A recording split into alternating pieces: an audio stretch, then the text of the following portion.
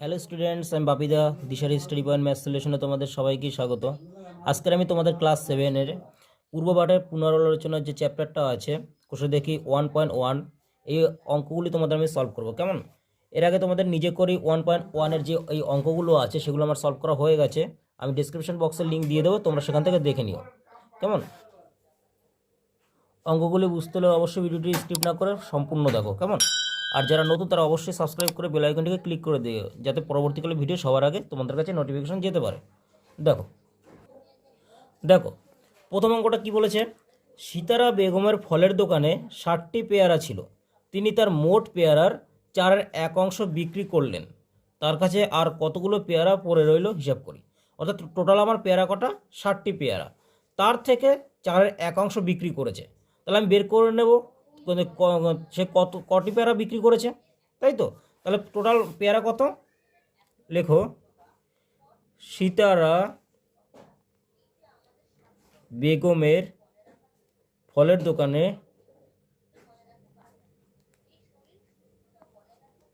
দোকানে পেয়ারা ছিল কটা? 60টি। 60টি পেয়ারা তো এর মধ্যে বিক্রি করেছে কত? 1/4 বিক্রি করেছে। তাহলে লেখো, বিক্রি করেছে কত? 1/4। অর্থাৎ 1/4 যে পেয়ারা বিক্রি করেছে, মোট মোট যে পেয়ারা আছে তার থেকে বিক্রি করেছে। তাহলে আমি বলতে পারি 60-এর 1/4 বিক্রি করেছে, এটা আমি বলতে পারি তো। আর 60-এর 1/4 বিক্রি করলে তাহলে কী হবে? এর মানে জানি আমরা গুণ দাও, আর কাটাকাটি দিয়ে দাও। 4×4 20, 4×5 20, অর্থাৎ 15টি সে বিক্রি করেছে। এবার প্রশ্ন চেয়েছে এখানে, দেখো তার কাছে আর কতগুলি পেয়ারা পড়ে রইল।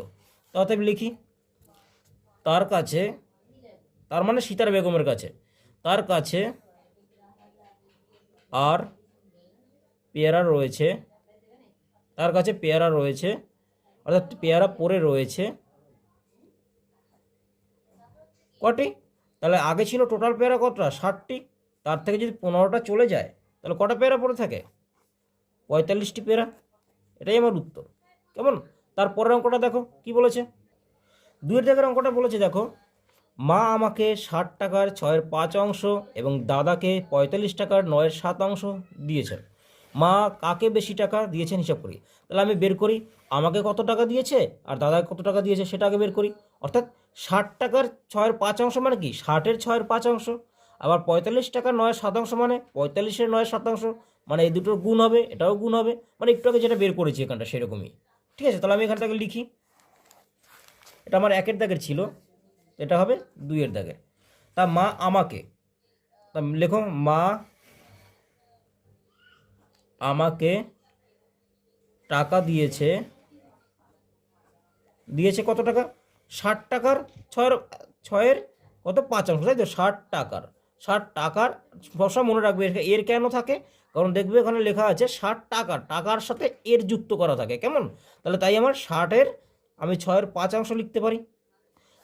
তাহলে কত টাকা দিয়েছে আমাকে? 60 এর মানে জানি গুণ 6/5, 6×10 60, অর্থাৎ 10 গুণ 5 মানে 50 টাকা। অর্থাৎ আমাকে 50 টাকা দিয়েছে।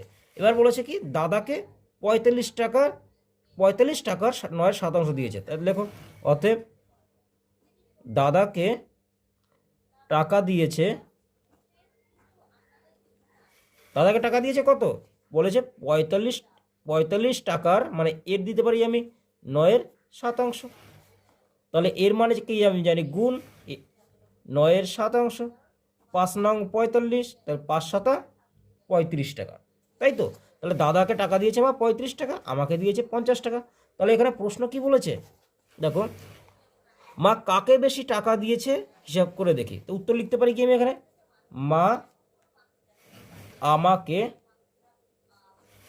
বেশি টাকা দিয়েছে। অর্থাৎ এ থেকে আরেকটা প্রশ্ন করতে পারে যে কাকে কত টাকা বেশি দিয়েছে।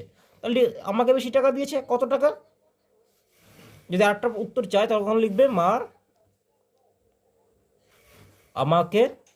এই অঙ্কটা কিন্তু অনেক সময় ঘুরিয়ে ফিরিয়ে আসে তোমাদের, হ্যাঁ, কত টাকা বেশি দিয়েছে সেই প্রশ্নটাও তোমাদের কাছে চায়।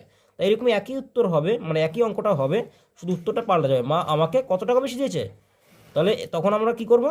50-এর সাথে 35 বিয়োগ করে যেটা বেরোবে সেই টাকাটাই আমাকে দিয়েছে বেশি, 15 টাকা বেশি দিয়েছে আমাকে, তাই তো। তারপরে অঙ্কটা দেখো কি বলেছে, পরের অঙ্কটা দেখো কি বলেছে, 3 দাগের বলেছে গণেশবাবু 3 দিনে একটি কাজ যথাক্রমে 14-3, 7-4, 21-1 অংশ শেষ করেছেন। 3 দিনে, প্রথম দিন, দ্বিতীয় দিন এবং তৃতীয় দিনে।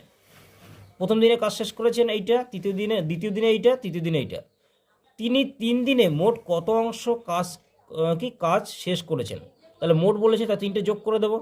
এখন কত অংশ বাকি আছে, অর্থাৎ মোট যেটা বেরিয়েছে তা বাকিটা কী করে আমি জানি? বাকিটা বের করতে হলে 1 বিয়োগ করতে হয়, আমরা সেটা জানি, তাহলে আমাদের উত্তর বেরিয়ে যাবে। দেখো আমি লিখতে পারি, কি লিখবো? কত 3 দাগের, তাই তো। তা লিখতে পারি আমি কি, গণেশবাবু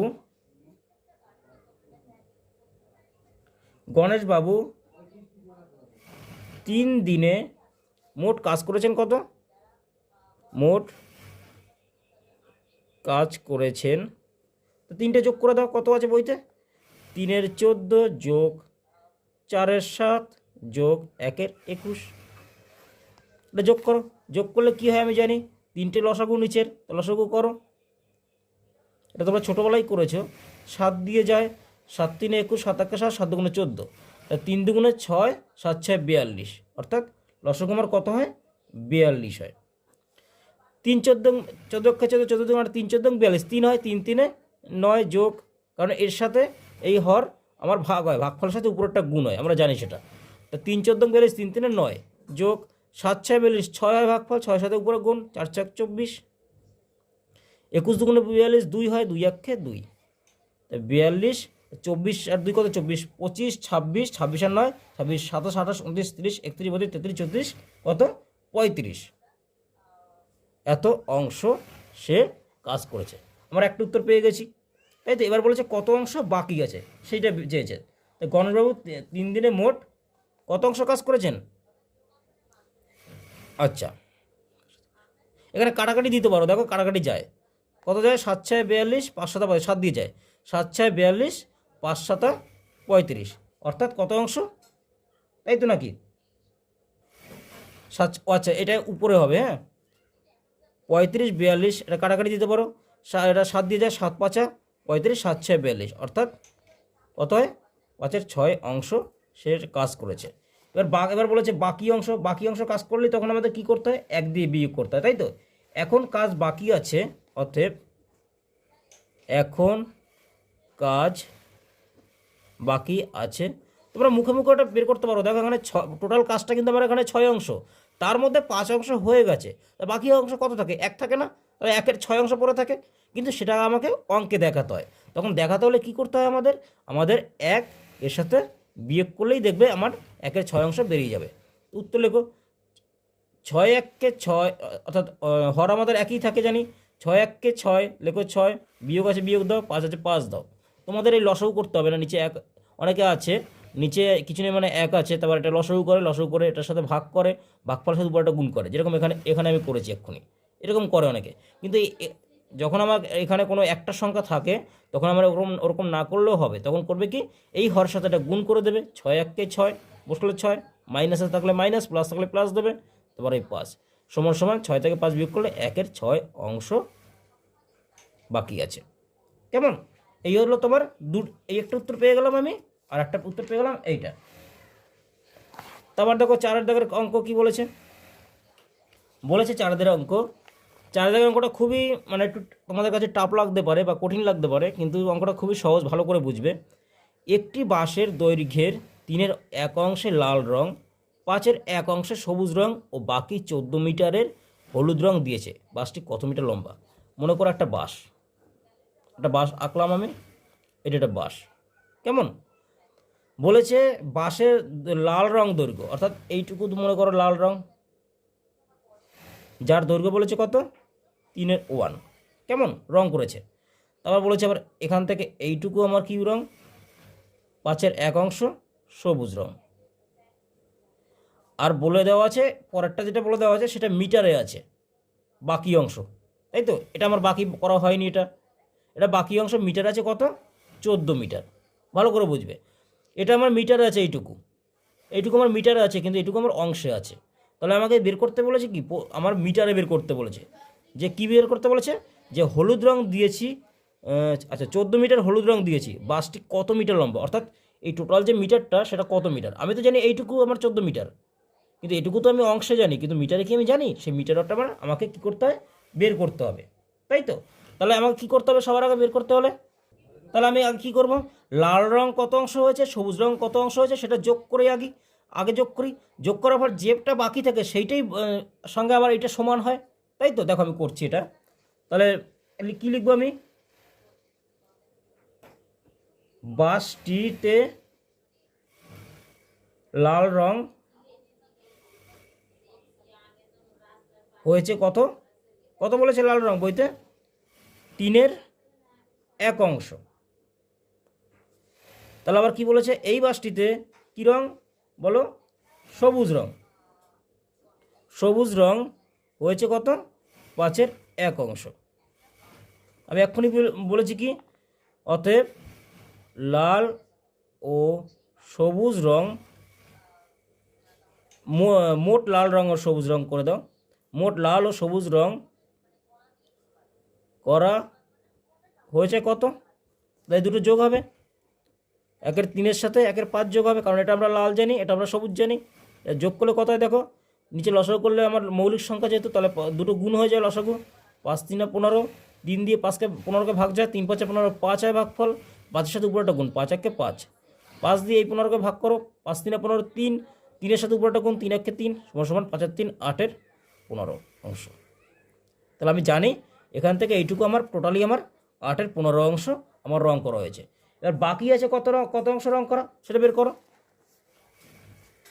অতএব রং করা বাকি আছে কত অংশ, আমি কত বাকিটা বের করতে হলে কত করতে হয় আমি জানি, এক্ষুনি জানি, এক্ষুনি একটু আগে বলেছিলাম আমি 1 দিয়ে বিয়োগ করতে হয়, তাই তো? নাহলে আমাদের বের হয় না। বের করো, 15 নিচে যদি হর আমার একই থাকে, 15 1 15 জানি, বিয়োগ আছে 8 আছে দাও, সমান সমান 15, 15 থেকে 8 বিয়োগ করলে কত হয়, 8 9 10 11 12 13 14 15 7, এত অংশ বাকি। বুঝতে পেরেছো? এত অংশ আমাদের বাকি আছে রং করা। এবার দেখো ভালো করে জিনিসটা দেখো, এবার আমি বলতে পারি এখানে এই যে 14 মিটার যে রং করা আমার বাকি ছিল সেটাই বরাবর আমার এত অংশ, বলতে পারি তো? কারণ আমার এটা রং করা আমার যেটা হয়ে গেছে সেটা দিয়ে বাদ দিয়েই তো আমি এই বাকি অংশটা পেয়েছি। এটা তো আমার অংশে আছে, বাকি অংশ রং করা ছিল, মানে রং করা বাকি আছে যে অংশটা, সেটাই হলো 15/7, তাই তো? তাহলে এই অংশটাই সমান সমান আমি 14 মিটার বলতে পারি। বুঝতে পেরেছো? তাহলে আমি এখানে লিখতে পারি কি, আমি এখানে লিখতে পারি যে প্রশ্নানুসারে, কারণ প্রশ্নানুসারেই হবে এটা, প্রশ্নানুসারে কী লিখব, 15/7 অংশ বাঁশের দৈর্ঘ্য, 15/7 অংশ বাঁশের দৈর্ঘ্য কত মিটার, আমার 14 মিটার, তাই তো? আর বাসটা কি টোটালটাই তো আমার একটাই অংশ, বাসটা তো পুরো একটাই অংশ, গোটা একটা অংশ, পুরো বাসটা তো আমার ভেঙে দেয়নি এখানে, পুরো তো গোটাই তো একটা অংশ, গোটাই অংশই তো আমার পুরো একটা বাস। বুঝতে পেরেছো? আমার বলেছে এখানে যে বাকি অংশ যদি আমার 14 মিটার হয়, তা টোটাল আমার কত মিটার সেটা চেয়েছিল, তা টোটাল বাসটাই আমার একটা অংশ জানি, তাহলে আমি এক অংশ বের করলেই আমার বেরিয়ে যাবে। আমি জানি কি 14, যখন আমরা এক অংশ বের করি তখন কি করতে হয় বলো, 14-এর সাথে আমার 7/15 বের করতে হয়, কারণ এটা মান কি জানি, আমরা ভাগ জানি। তাহলে আমরা এরকম যদি সমস্যা, তাহলে একটা কাজ করতে পারো, আমরা জানি 15টা গুণ দিয়ে উল্টে যায়, অনেকে করে সেরকম করতে পারো। আর একটা কাজ করতে পারো, এটা আমরা জানি এটা ভাগ হয়, ভাগ দিয়ে দাও কত, 7/15। এবার যেহেতু জানি আমরা ভাগ, তাহলে গুণ দিয়ে আমরা উল্টে দিয়ে জানি আমরা সেটা, অর্থাৎ 14 আছে, এই যে ভগ্নাংশটা আছে, ভগ্নাংশটা কার, এই ভাগের অংশ, কিন্তু ভগ্নাংশটা কেমন, যেহেতু আমরা ভাগ থাকে সেটা আমরা গুণ দিয়ে কী করি, 15টা উপরে উঠে যায় আর 7টা নিচে আসে, তা 7 দুগুণে 14, অর্থাৎ 15 দুগুণে 30 মিটার পুরো বাসটার দৈর্ঘ্য। এটা আমার উত্তর। কেমন? আশা করি বুঝতে পেরেছো অঙ্কটা। বুঝতে পারলে অবশ্যই লাইক করে দিও এবং বন্ধুদের কাছে শেয়ার করে দিও। কেমন? দেখো পরের অঙ্কটা কী বলেছে, পরের অঙ্কটা দেখো খুবই সোজা। পরের অঙ্কটা, একটি খাতার দাম 6.50 টাকা হলে 15টি খাতার দাম কত? মানে এক কথা বলতে গেলে বাচ্চাদের অঙ্কটা তোমাদের। দেখো মনে করো দুটি পেনের দাম যদি 6 টাকা হয়, মনে করো একটি পেনের দাম 3 টাকা, তা দুটো পেনের দাম কত তোমরাই বলো। 3 × 2 অর্থাৎ 6 টাকা, গুণ করতে হয় ওখানে। ঠিক সেরকম একটি খাতার দাম যদি 6 টাকা 50 পয়সা হয়, তাহলে 15টি খাতার দাম কত? তাই 6 × 6.50-এর সাথে 15 গুণ করলে আমার বেরিয়ে যাবে। তাহলে ওখানে একটি খাতার দাম সমান সমান কত? 6.50 টাকা, তাই তো। আর 15টি খাতার দাম জিজ্ঞেস করেছে, 15টি খাতার দাম সমান সমান 6.50 গুণ 15, তাই তো। এটা গুণ করলে কত হয় দেখো, আমি পাশে গুণ করছি। 5 0 × 0, 5 5 25, 5 হাতে 2, 5 4 30, 2 32, 1 0 × 0, 5 1 5, 6 1 6, 0 5 5 2 7, 6 আর 3 9। অর্থাৎ এখানে কটা সংখ্যার পরে আমার দশমিকের পরে কটা সংখ্যা? একটা দুটো। আর 15টা কিন্তু দশমিকের পরে না, কারণ জানি কি 15টা পুরো একটা পূর্ণ সংখ্যা। কেমন? দশমিকের পরে আমার কটা সংখ্যা আছে? দুটো সংখ্যা, তাই দুটো সংখ্যার আগে দশমিক, অর্থাৎ 97.50 টাকা। এটাই আমার অ্যান্সার। কেমন? তারপরে অঙ্কটা দেখো কী বলেছে, পরে কোশ্চেনটা দেখো কী বলেছে। একটি বাক্সে 12টি চিনির প্যাকেট আছে, প্রতিটি প্যাকেটের ওজন 2.84 কেজি। বাক্স এবং প্যাকেটগুলির মোট ওজন 36 কিলোগ্রাম হলে হিসাব করে দেখি বাক্সটির ওজন কত। অর্থাৎ একটি বাক্সের মধ্যে 12টি চিনির প্যাকেট ছিল, তার মধ্যে প্রত্যেকটা চিনির প্যাকেট যদি মনে করো 2.84 কেজি হয়, তা 12টি প্যাকেটের দাম কত? 12টি প্যাকেটে কতটা ওজন হবে? তাহলে 1200 সাথে এত গুণ হবে। গুণ করার পর সেটা চিনির ওটা কিন্তু চিনির হয়ে গেল। ঠিক আছে, 12-র সাথে যদি আমি 2.84 কেজি যদি গুণ করি, তাহলে আমার চিনির ওয়েটটা পেয়ে যাবো আমি, 12টা প্যাকেটের টোটাল ওয়েট আমি পেয়ে যাব। তারপর বলেছে কি, এই যে প্যাকেট এবং বাক্স সহ 36 কিলোগ্রাম, অর্থাৎ দুটো মিলিয়ে 36 কিলোগ্রাম। তাহলে আমাকে চেয়েছে কি বাক্সটির ওজন কত। তা দুটো মিলিয়ে যদি 36 গ্রাম হয়, 36 কিলোগ্রাম হয়, তাহলে প্যাকেটের যে ওজনটা সেটার থেকে 36 কিলোগ্রাম বাদ দিলেই তো আমার বাক্সটা ওজন পেয়ে যাব। তাহলে উত্তরটা হয়ে যাবে। দেখো তাহলে আমি লিখি এখানে, একটি বাক্সে, অর্থাৎ 6-এর দাগের, একটি বাক্সে, অর্থাৎ বাক্স না লিখে এরকম লেখো, একটি, তাই তো, একটি চিনির প্যাকেটের ওজন কত বলেছে বইতে? 2.84 কিগ্রা, তাই তো। 12টি চিনি প্যাকেটে কত কিগ্রা থাকবে বলো? আমরা জানি কি 2.84 গুণ 12, তা গুণ করলে কত হয়? গুণ করি আমি, 2.84 12, 4 দুগুণে 8, 8 দুগুণে 16, 6 হাতে 1, 2 দুগুণে 4 একে 5, 4 একে 4, 8 একে 8, 2 একে 2, 8, 6 6 10, 0 হাতে 1, 9 5 14, 4 হাতে 1, 2 একে 3, অর্থাৎ 1 2 1 2, 34.08 কিগ্রা। বুঝতে পেরেছ? এত কিগ্রা, 34.08 কিগ্রা। এটা কি চিনির ওয়েট কিন্তু। 12টি চিনির প্যাকেট, ওজন কত আমরা জানি? 34.8 কিগ্রা। এবার বলেছে কি, চিনির প্যাকেট ও বাক্সের ওজন বলে দিয়েছে কত আমার? 36 কিগ্রা। এবার তোমরাই বলো, একটা বাক্সের মধ্যে যা বস্তু থাকে সেটা নিয়ে যদি আমার 36 কিলোগ্রাম দেওয়া থাকে, এখানে তো বস্তুটা হলো চিনি, তাই তো। চিনির প্যাকেটের ওজন এবং বাক্সের ওজন দুটো মিলিয়ে 36 কিলোগ্রাম দেওয়া আছে। তা আমরা তো চিনির ওজনটা পেয়ে গেছি, চিনির ওজনটা এটা বাদ দিলেই তো আমার বাক্সের ওজনটা পেয়ে যাব। ঠিক আছে, তাই সেরকম করো। তাহলে বাক্সের ওজন কত হবে?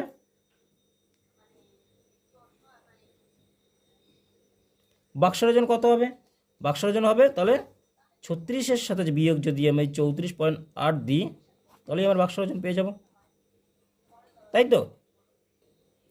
দেখো আবার বিয়োগ করো, দেখো 36-এর সাথে যদি আমি 34.08, যেহেতু আমরা এটা পূর্ণ সংখ্যা জানি, দশমিক দিয়ে উপর কিছু নেই মানে শূন্য ধরতেই পারো। এখান থেকে তোমার কিছু নেই মানে তোমার শূন্য, যেহেতু ছোটো সংখ্যা, তো এখন 10 ধরো, 1 ধরো, এখানে 8 থেকে 10 থেকে 8 বিয়োগ করলে 2 হয়, এখানে 1 নামে 1 1, এখানে 10, তাহলে 9 দশমিক, এখানে 1 নামে যোগ, 4 আগে 5, 6 থেকে 5 বিয়োগ করলে হয় 1, অর্থাৎ 1.92 কিগ্রা। কেমন? তারপর এই আমার অ্যান্সার, এটা হলো বাক্সের ওজন। পরের অঙ্কটা দেখো কি বলেছে, 7 দাগের।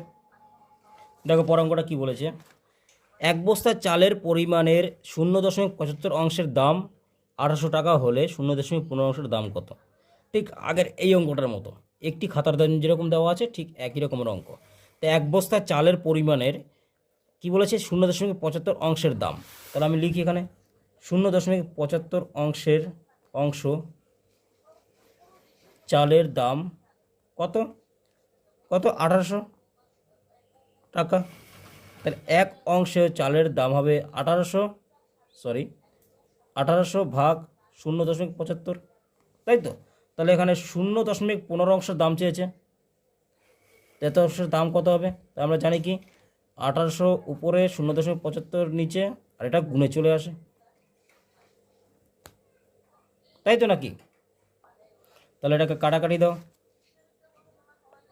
এটা কিন্তু 0। হ্যাঁ, তা কাটাকাটি দিলে কী হবে? আমরা জানি কি এর নিচে দশমিকটা আগে তুলে দাও, দশমিক তুললে কী হবে? একটা 1, দশমিকের পরে দুটো সংখ্যা মানে দুটো 0। এরও ঠিক সেরকম দেখো, দশমিকের জন্য একটা 1, আর দশমিকের পরে কটা সংখ্যা? দুটো সংখ্যা মানে দুটো 0।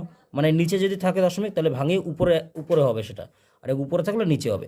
তাহলে 0 100 কাটে, তাহলে বাসের 0-র কোনো ভ্যালু নেই, মানে 0-র কোনো বাসের ভ্যালু নেই যে আমরা জানি। তা 5 15 75, তা 5 দিয়ে কাটো 1800কে, 5 3 15, 18 থেকে 15 চলে গেলে 15 16 17 18, 3 আর 0 30, 5 6 30, আর একটা 0 পড়ে থাকে, অর্থাৎ 360 টাকা। এটা আমার অ্যান্সার। কেমন? দেখো তারপরে অঙ্কটা কি বলেছে, 18 দাগের। দেখো এই অঙ্কটা কি বলেছে, অনিতাদি তার জমির পরিমাণের অর্ধেকের 8/7 নিজের ভাইকে দিয়েছেন এবং বাকি জমি 3 ছেলেকে সমান ভাগে ভাগ করে দিলেন। প্রত্যেক ছেলে কত অংশ জমি পেল তা একটি চিত্রের সাহায্যে দেখাই। দেখো 18 দাগেরটা বলেছে, বইটা খেয়াল করে দেখো যে অনাদি তার জমির পরিমাণের অর্ধেক, অর্থাৎ অর্ধেক জানি আমরা এরকম, তাই তো? তো অর্ধেকের অর্থাৎ ভাইকে দিয়েছেন, তাই লেখো, লিখেই করো, অনিতাদি তার জমির অনাদি তার জমি ভাইকে দিয়েছে কত অংশ জানি? এক্ষুনি বলেছে কি অর্ধেকের, এর মানে কি জানি কি গুণ, অর্ধেকের 7-এর 8 অংশ, তা সমান সমান কত? 8 দুগুণ নিচে 8 দুগুণে 16 হয়, উপরে 7 7, অর্থাৎ এত অংশ। এবার বলেছে কি দেখো, বাকি জমি 3 ছেলেকে সমান ভাগে ভাগ করে দিলেন। তা বাকি জমি মানে কি? বাকি বের করতে হলে কী করতে হবে? অর্থাৎ বাকি জমি কত? বাকি জমি পড়ে রয়েছে কতটুকু? আমরা জানি বাকি বের করতে হলে কী করতে হয়? 1 বিয়োগ করতে হয়, তাই তো? 7-এর 16, বুঝতে পেরেছো? এবার একটা কেন বিয়োগ করতে হয়? কারণ আমরা জানি যেটা আমরা টোটাল থাকে সেটা আমার টোটালি আমার একটা অংশে থাকে, তাই আমি টোটালটার সাথে আমরা বিয়োগ করি। কেমন? দেখো এবার 1 থেকে যদি বিয়োগ করতে হয় কত হয়? নিচে 16 তো 16ই হবে, 16 × 16 বিয়োগ 7 সমান সমান, তাকে দেখো 16 থেকে যদি 7 বিয়োগ যে কত হয়? 7 8 9 10 11 12 13 14 15 16, অর্থাৎ 9 অংশ। অর্থাৎ এই বাকি জমি পড়ে রয়েছে যেটা, সেটা হলো 16 9 অংশ। এইটাই 3 ছেলেকে সমান ভাগে ভাগ করে দিয়েছে। তা 3 ছেলেকে যদি সমান ভাগে ভাগ করে দেয়, তাহলে লেখো, অনিতাদি 3 ছেলেকে সমান ভাগে ভাগ করে দিলে, বলেছে প্রত্যেক ছেলে কত অংশ হবে? কি দিলে, তাই তো? দিলে সমান ভাগে ভাগ করে দিলে প্রত্যেক ছেলে পাবে কত অংশ? তাহলে এই যে কত অংশ ভাগ করবে? বাকি অংশ, তাই তো? তা 9-এর 16 আছে, তাই তো? 9-এর 16 অংশ আছে, 3 ছেলেকে ভাগ করে দেবে, তা ভাগ 3। বুঝতে পেরেছি ব্যাপারটা? তাহলে ভাগ 3 যেহেতু, তাহলে এটাকে আমি সমাধান করি, এটা প্রশ্নানুসারে দিয়ে দিতে পারো, প্রশ্নানুসারে। তাহলে এটা ভাগ যেহেতু 3, তাহলে আমরা ভাগটা কার জানি? 3-এর সবসময় মনে করবে কোনো সাইন থাকলে তার সবসময় ডান দিকের সংখ্যার হয়, এর সামনে কি চিহ্ন মানে যোগ আছে, তাহলে যার সাইন সেটা গুণ দিয়ে উল্টে দেবো আমি, তাই তো। গুণ দিয়ে 3টে সবসময় জানি আমরা কি কোনো সংখ্যা একা থাকলে সেটা সবসময় উপরের সংখ্যা হয়, এর নিচে কিছু না মানে 1 থাকে, তাই তো, এর নিচে কিছু মানে 1, তাই সেটা উল্টে যায়, উপরে 1 নিচে 3, তাই 3 3 9, আর কাটাকাটি যায় না, উপরে 3 1 3, নিচে 16, কত অংশ, অর্থাৎ প্রত্যেক ছেলেকে সে 16-র 3 অংশ কী করলো, সে জমি দেবে। এটাই আমার অ্যান্সার। কেমন, তারপরে দেখে। তাই পরবর্তীকালে ভিডিও পেতে হলে সবাই অবশ্যই যারা নতুন অবশ্যই সাবস্ক্রাইব করে বেল আইকনটিকে ক্লিক করে দিও, যাতে ওই ভিডিওগুলি সবার আগে তোমাদের কাছে নোটিফিকেশন যেতে পারে। কেমন, ভালো থেকো।